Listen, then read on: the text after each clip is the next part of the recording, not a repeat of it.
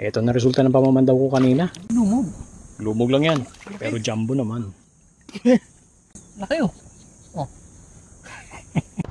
Welcome to my office. 6 na kawil. Yan ang baon ko kahapon. Karamihan ng tilapia na nakuha ko sa fish trap. Maliliit. No choice, kaya inalpasan ko na lang. Gusto ko rin sana maglagay ito sa ilalim ng tulay. Pero no choice na. Sa lugar na ito, nakaraan dito ako nakatula ng kawil. Yun. Kahapon na maglagay ako ng kawil. Na-tsempohan ko, walang katao-tao dyan. Kaya safe yan. So kung nung nakaraan doon tayo lumusong sa kabila, doon sa unahan. Dito na ako sa tulay, shortcut ito. Alakarin na lang tapos konting langoy. Doon na tayo. So hindi ko na patatagalin ito. Dahil 6 lang yan. Iuna ko na yun doon sa babaan mismo. Oh, unang kawil. Walang huli yan. Sumapit ng konti pero naninin ako. Walang huli.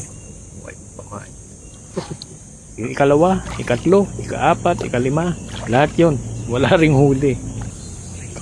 At ito na yung pang-6, panghuling kawil.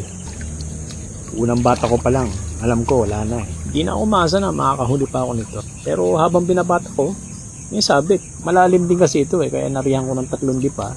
Eh, nagtataka lang ako. Hinagis ko kasi ito kahapon doon sa malayo. Pero parang nasa tapat ko lang, bumalik sa baba yung kawil. Kaya medyo nagduda na rin ako. Hindi kaya may huli ito. Ba, may huli. May huli nga. Ang hula ko dito, dalag eh. Hindi siya ganun kalakas bumata, kaya sigurado ko maliit lang. Ay, lumog. Laki. Laki oh. Oh.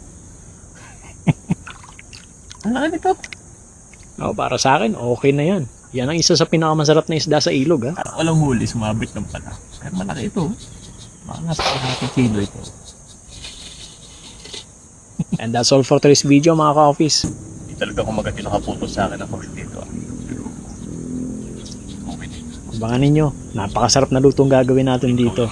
Maraming salamat sa panonood and welcome to my office. Kala kong dalag.